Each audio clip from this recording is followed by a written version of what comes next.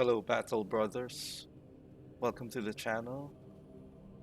Today, I am going to cover my build for the Vanguard class in Space Marine 2.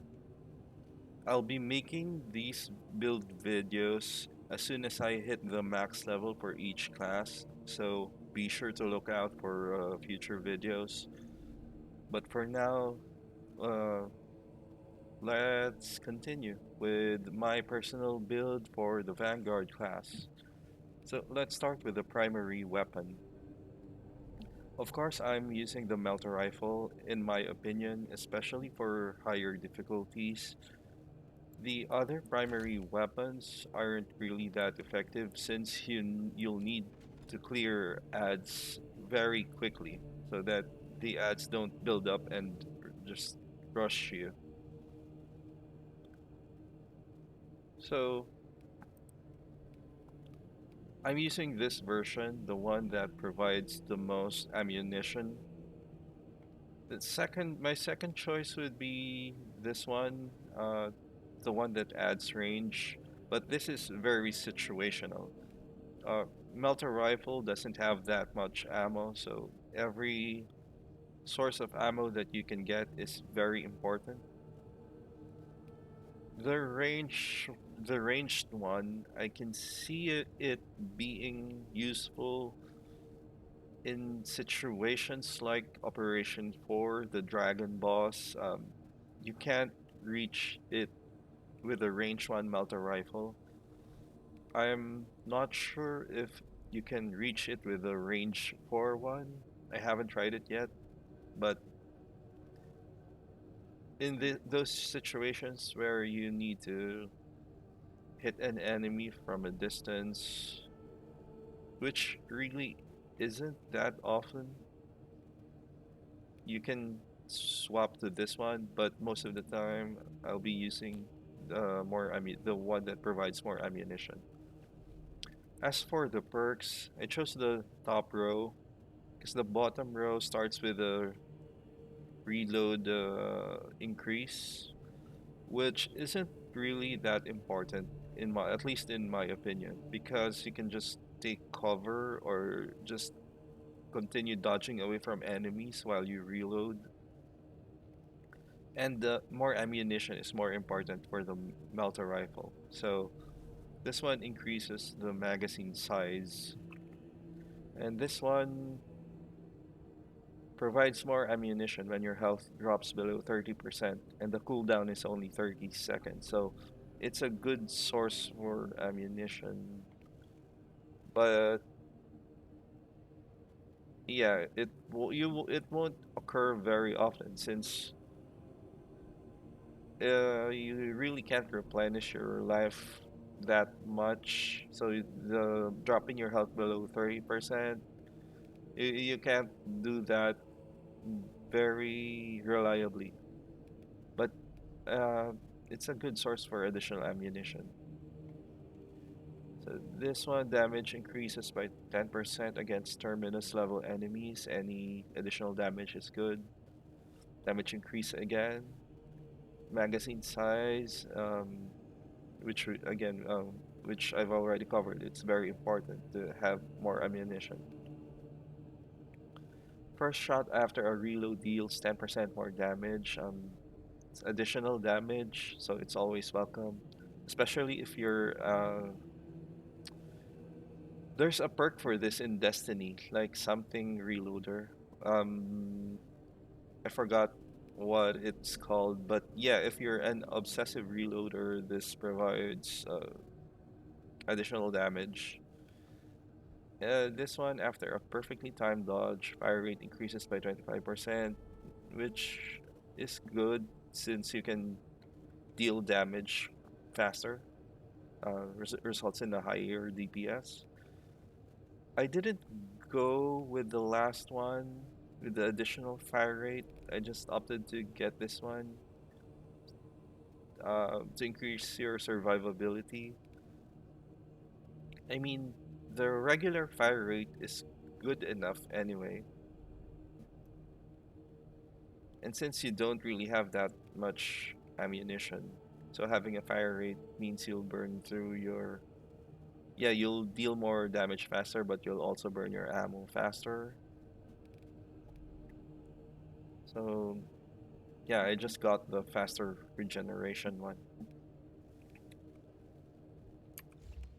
Okay, next is your secondary weapon. Bolt pistol is the only option you have. So yeah, let's get on with it. The version I chose is the one that provides the highest firepower. I rarely use my secondary weapons, even in ruthless difficulty. Um, I haven't really run out of primary ammunition. I don't really run out of primary ammunition that often. Mostly it happens when a mini boss appears. So those can like burn your ammunition really fast, especially since they are like damage sponges or like HP. Uh, is it an HP sponge? Is that the correct term? I forgot. But yeah, they're really tanky, so you'll be expending a lot of ammunition on them. And they usually appear in areas where you don't have the ammo crates. So having more ammunition in those situations is very important. But most of the time, I go with the bolt pistol with the highest firepower. Accuracy is not an issue. It's fairly accurate even at base. And then second option is the version with the most ammunition.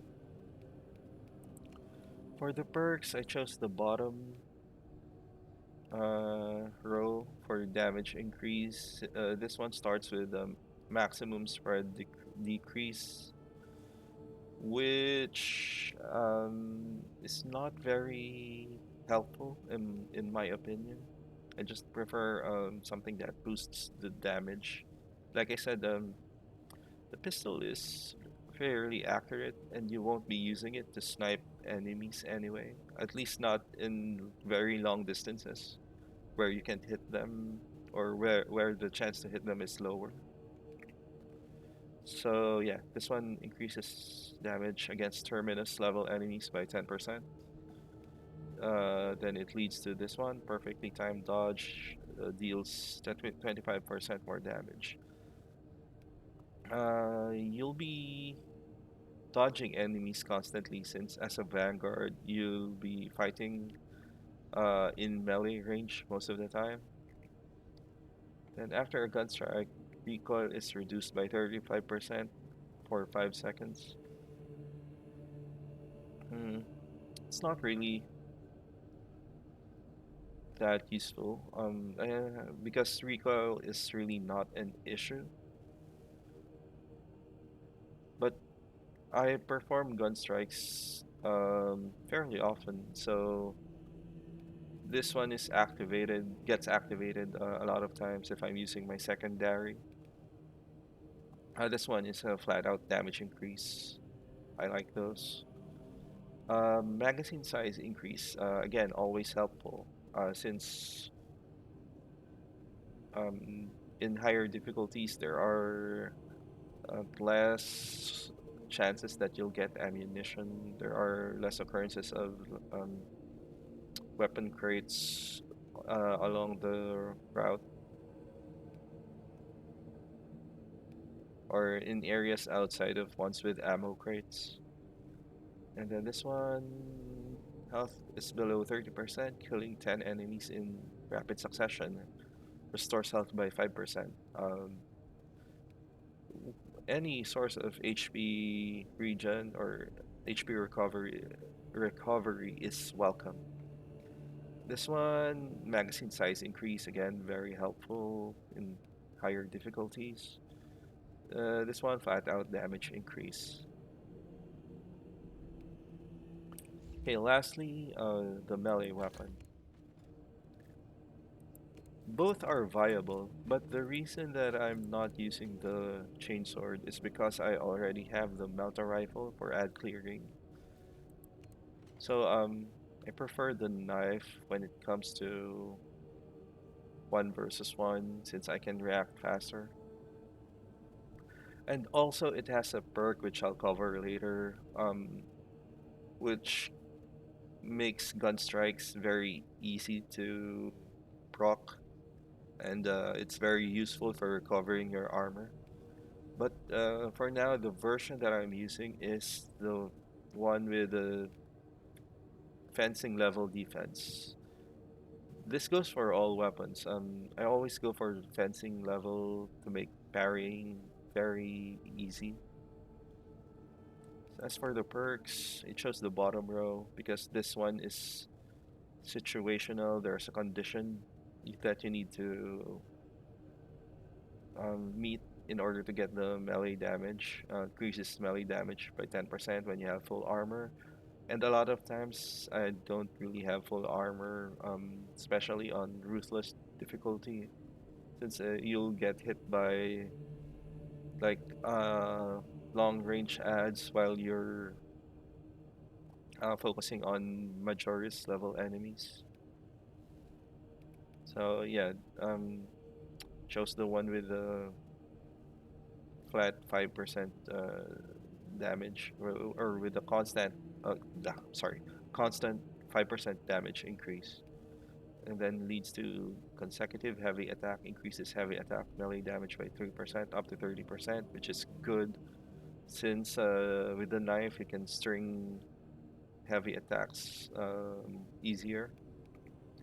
Then another flat out damage increase. Uh, yeah, this is the perk that I was talking about earlier. Replaces distant stab with shoulder bash. While evading sprinting, tap the attack button to perform the shoulder bash. You can also press the dodge button, then tap the attack button or the melee button to perform the shoulder bash, which makes it very easy to use. And if you shoulder bash an ad with full health,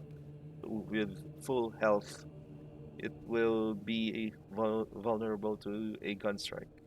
So if like there's two or three ads, you can shoulder bash one, gun strike, recover an armor charge, then go to another ad, shoulder bash it, and then gun strike to recover your other armor charge, and then just rinse and repeat if you need armor. Okay, this one damage increase against Tyrannid enemies. Okay, again, damage increase, always welcome. Enemies hit by whirlwind slash deal 30% less damage for 4 seconds. This is very good, especially since you're going to be like going grapnel launching or dive kicking into uh, Majoris level enemies and higher in order to melee them or melt or rifle them in the face. So yeah, you can open with this to uh, debuff the boss just in case you get hit. And then this one, again, another damage increase against extremist level enemies. I didn't get this one since it needs you to kill 10 enemies in rapid succession. And the only effect that you'll be getting is that you cannot be knocked back. Um, the goal anyway is to prevent getting hit, so you should really avoid getting knocked back anyway. But yeah, I'm not claiming that I can evade or dodge all attacks. Uh, you'll get you'll get hit. I mean, you will not even most likely you will definitely get hit several times during a mission.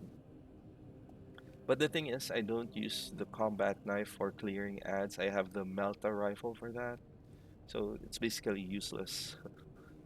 Um, I just use it to 1v1 level enemies and higher. So I just got this one, which gives you another 5% damage increase. Because this one only works on chaos enemies. So yeah, I just got this one, which doesn't have any conditions to activate. So that's it for the weapons. I'll be going over the perks now.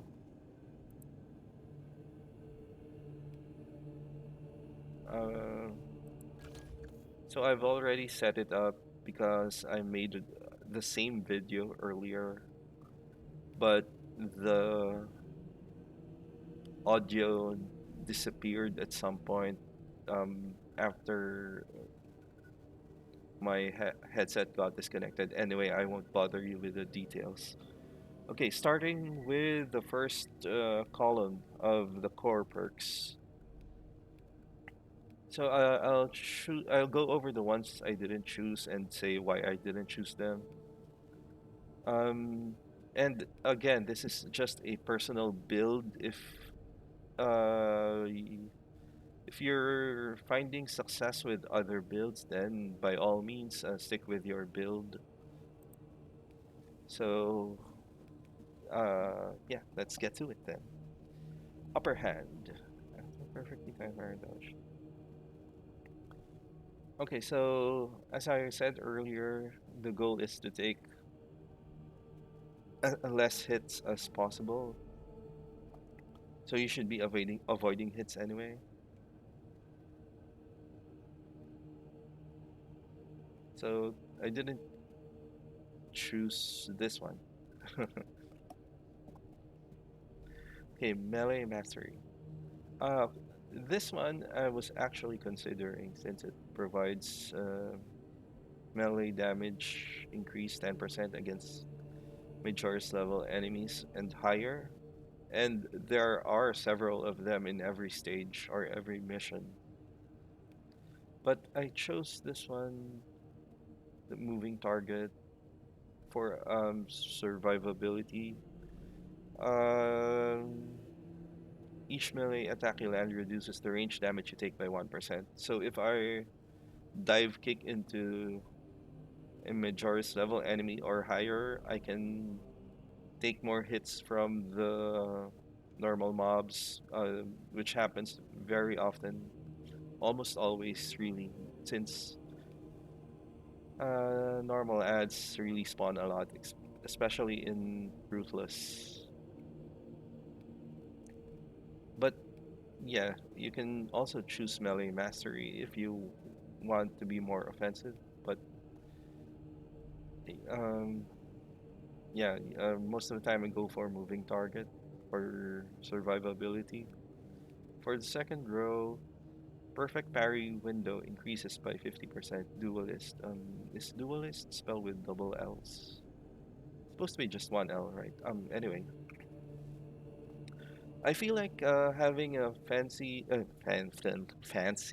fancy, sorry, fencing level on your melee weapon is provides you already with a very generous parry window. So this one is overkill. This one, the moment your armor is fully depleted, you take 15% less health damage. This is also a viable option for additional survivability, but I just this one I went um, with close combat focus, since most of the time I'm in melee range of the enemies anyway. I'm either knifing a Majoris level enemy or higher, or Melta rifling enemies in their faces. So yeah, I take 10% more range damage, but those usually come from normal ads. Majoris level or higher ads,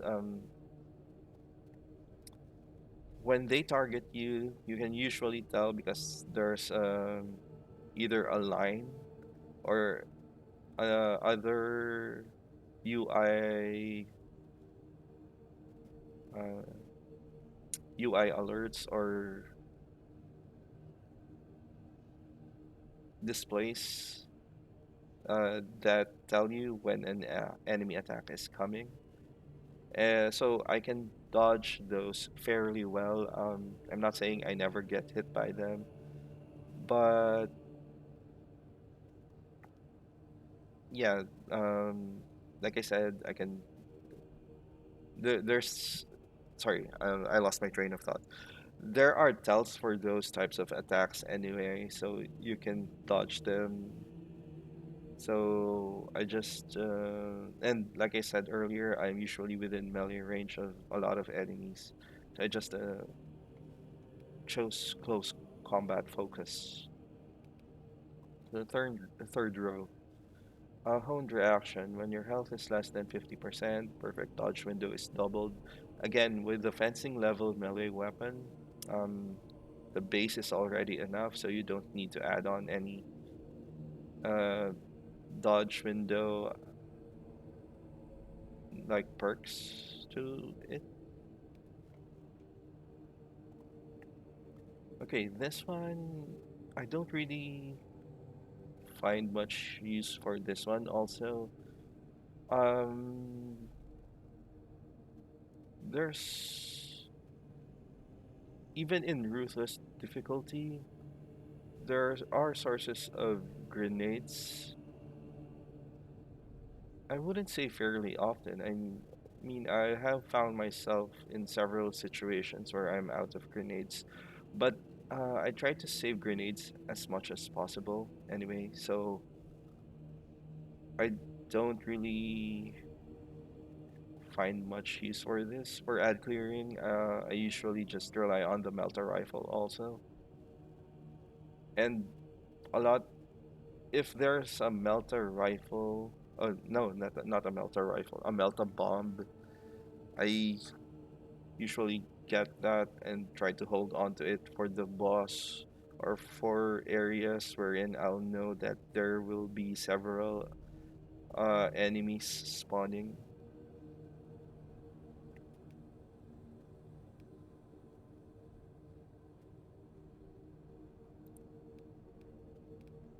So yeah, I just went with retribution. I don't really like perks wherein the condition is after you are grabbed or knocked back because like I said, try to dodge things as much as possible. But this one I think is pretty useful because and also like I said earlier, you will definitely get hit at some point in the mission. So at least you'll get more damage out of it, especially when you're fighting against bosses. Like in Operation 2, Decapitation, you'll get hit by the boss at some point, and at least you'll get more damage out of it. So for the team perk, melee champion, all squad members deal 15% more melee damage. This one, sorry.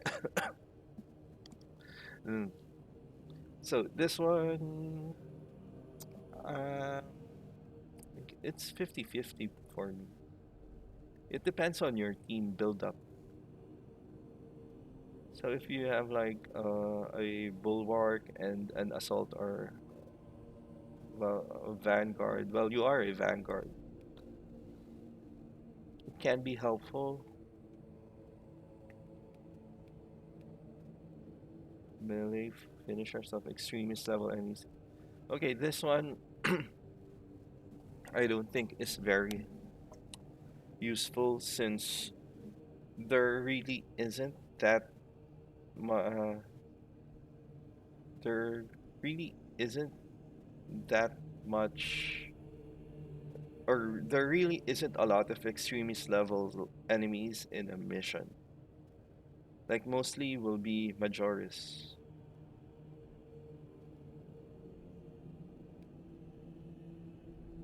So yeah, like you won't be getting much use of this perk.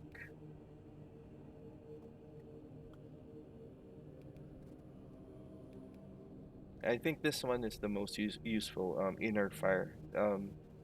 All squad members can restore ability charge by 15% by performing finishers. which you can do on normal mobs. So yeah, this one makes your team able to use their specials more frequently. So it's always welcome. I think that yeah, I think this is the best option out of the three. So for the gear perks,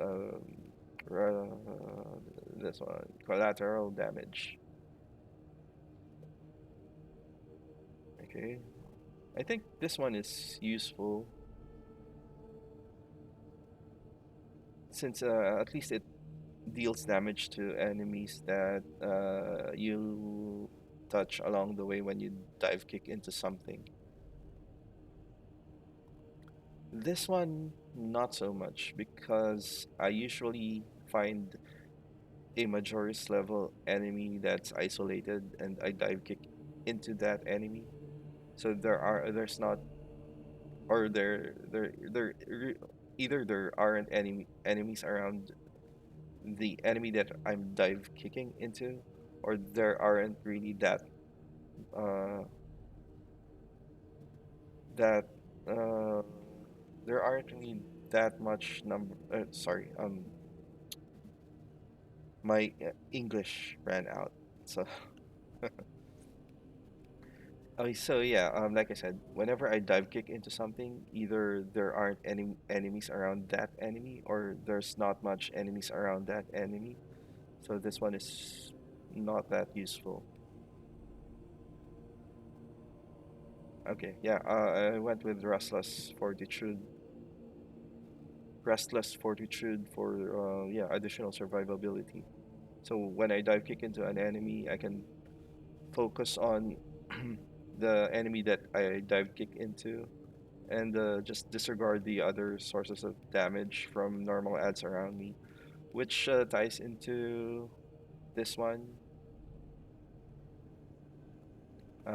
which also provides you additional survivability. So for the second column, zone of impact. Performing a finisher with a grapnel launcher deals a small amount of damage to nearby enemies. I rarely use my grapnel launcher to uh, do a finisher on enemies. So I know that there's a playstyle suited around it where your grapnel launcher will regain a charge if you use it as a finisher. But even then, I don't really like grapnel launch into enemies willy-nilly. Like I choose which enemies to grapnel launch into, so I don't usually run out of grapnel launcher charges. So this one isn't that useful for my playstyle. So this one, after killing 10 enemies in rapid succession, diving kicks damage increases by 25%. Again, I don't really dive kick into enemies that much. Like I choose my targets. So the situation wherein I kill several ads and then proceed to dive kick into something, it doesn't occur that often. So I chose the third option. Enemies hit by diving kick take 15% more range damage for 10 seconds, which is very useful. Like,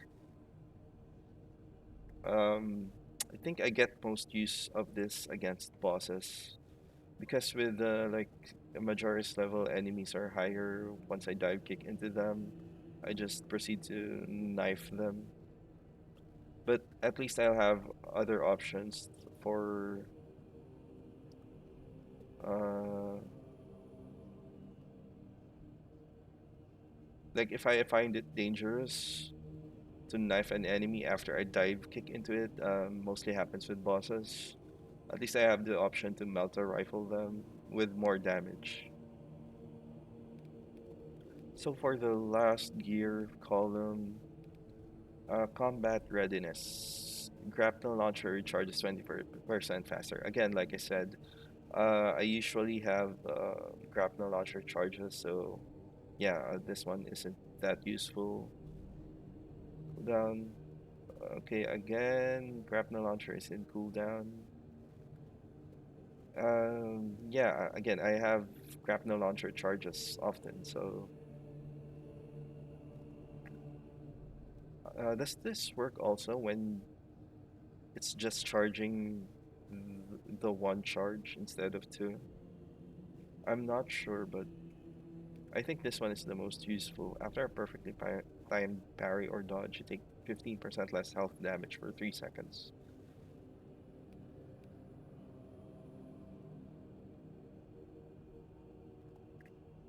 Well, I'm suddenly torn between these two. Weapon damage increases by 10%. Okay, I think I'm gonna switch to Grim Determination. So it's very easy to activate. You just need to use your grapnel launcher. Perfectly timed parry or dodge take 15% less damage. Yeah, I'm sticking with this one for more damage because after a perfectly timed parry or dodge, you don't really take that much damage anyway, unless you're like in the center of a swarm of enemies, which you need to avoid anyway. So I think this one will be more useful. For the signature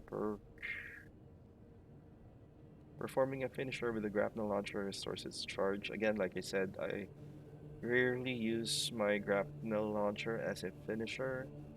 The finisher window is very generous. You can just run into an enemy and just finish them up quick. Taking lethal damage restores all armor instead of incapacitating you. Cooldown is 180 seconds. Okay, so with these two perks, I'm kind of torn. But yeah, usually I go for Adrenaline Rush because melee kills of Majora's level or higher enemies restores your health, which is like especially in Ruthless, any source of health recovery is very welcome. So, and Majora's level or higher enemies are very common. So you'll have several chances to restore your health.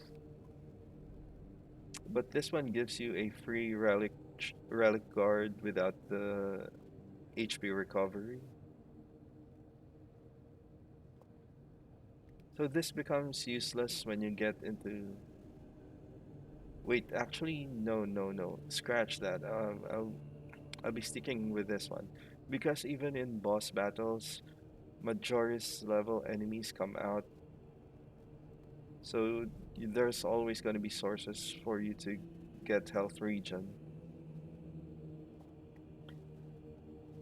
Okay, so that is my personal Vanguard build. I hope you got something out of the video. I will be making, like I said in the beginning, I'll be making my other personal build videos once I reach level 25 in other classes, so watch out for those. But for now, thank you for watching, and I hope you have a nice day.